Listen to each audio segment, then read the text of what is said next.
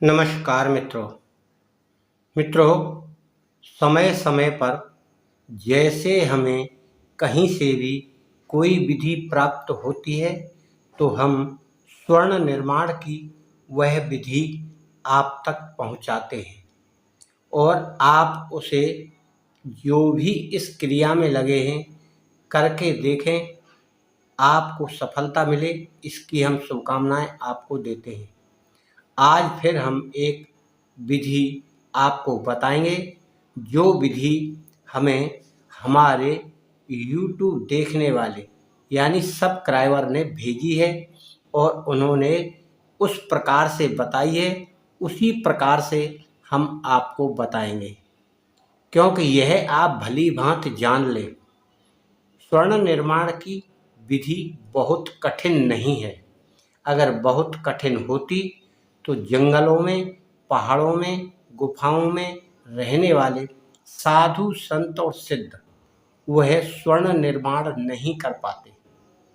हाँ, यह बात अवश्य है, जो वस्तुएं आप बाजार से खरीद कर लाते हैं वह वस्तुएं जंगल से ही इकट्ठा करते हैं। जैसे अगर उन्हें गंधक चाहिए तो गंधक जंगल में मिलती है, उसका पहाड़ होता है, वह ओरिजिनल गंधक होती है। और दूसरा, अगर उन्हें पारा चाहिए तो पारा हिंगुल से निकलता है और हिंगुल भी वह पहाड़ों पर मिल जाती है। जब यह दो चीज़ें उनको वहाँ मिल जाती हैं तो फिर वह ताम्रपत्र जहाँ कार्य करते हैं वहाँ से लेते हैं और वह क्रिया करते हैं। परंतु अधिकांश इस क्रिया में लगे हुए लोग स्वर्ण निर्माण में, पारे को शुद्ध करने में, कुछ गंधक को शुद्ध करने में बहुत सारा समय बर्बाद कर देते हैं, क्योंकि शुद्ध करने के लिए वह जमीन से निकली हुई वस्तुओं में से ही प्राप्त करते हैं।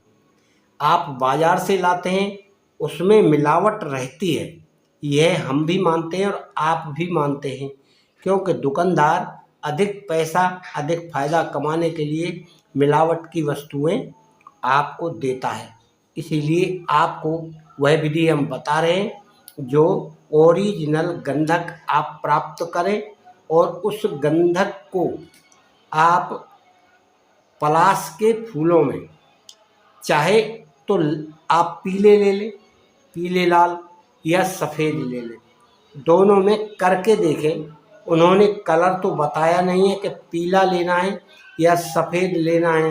मित्रों, आपको पारा या गंधक, ये दो चीज़ प्रकृति से प्राप्त होंगी, वही शुद्ध होती हैं।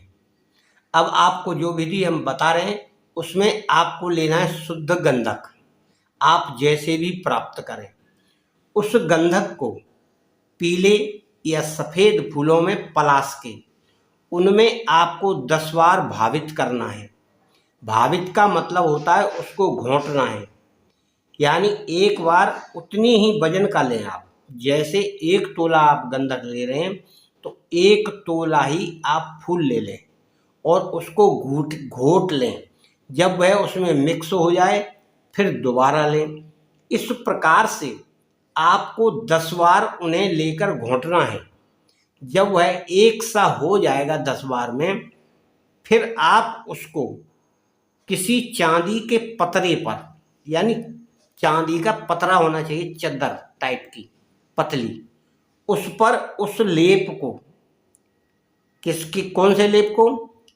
गंधक और पुष्प वाला, जो पलाश के पुष्पों से आपने बनाया है, वो भी 10 बार भावित किया हुआ, घोटा हुआ, उसको आप घोटें। शुभ नक्षत्र का ध्यान रखें, थोड़ी भक्ति भाव भी घोटने में मिलाएं। चाहे ओम नमः शिवाय का लें, चाहे लक्ष्मी जी का जाप करें और उसको पतरे पर लपेट कर सुखा लें। या सूखना तो वैसे चाहिए, क्योंकि गीला होगा तो असर हो सकता है कम करे। फिर आप उसको गला दें गलाने वाली कुठाली में, तो वह चांदी स्वर्ण में परिवर्तित हो जाएगी। ऐसा उन्होंने लिखकर हमें यह भेजा है।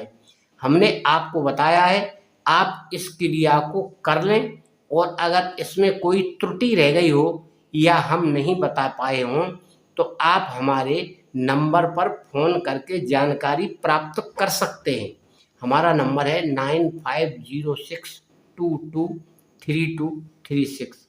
मित्रों, हमने बहुत पहले क्रिया की थी, परंतु अब हम कोई इस पर क्रिया नहीं कर रहे हैं। अब केवल हम अपनी साधना में रहते हैं और लोगों की जानकारी के लिए जो भी जानकारी इससे हमें मिलती है वह आप तक पहुंचाने का कार्य करते हैं कि हो सकता है आपका कल्याण हो जाए या किसी को कोई वस्तु ऐसी प्राप्त हो जाए जो आपको कमी महसूस हो रही है, वह कमी आपकी पूरी हो जाए। आपके घर परिवार के लिए शुभकामनाएं। आप अपने कार्य में लगे रहिए। हो सकता है ईश्वर जब समय दे तभी आपको सफलता प्राप्त हो।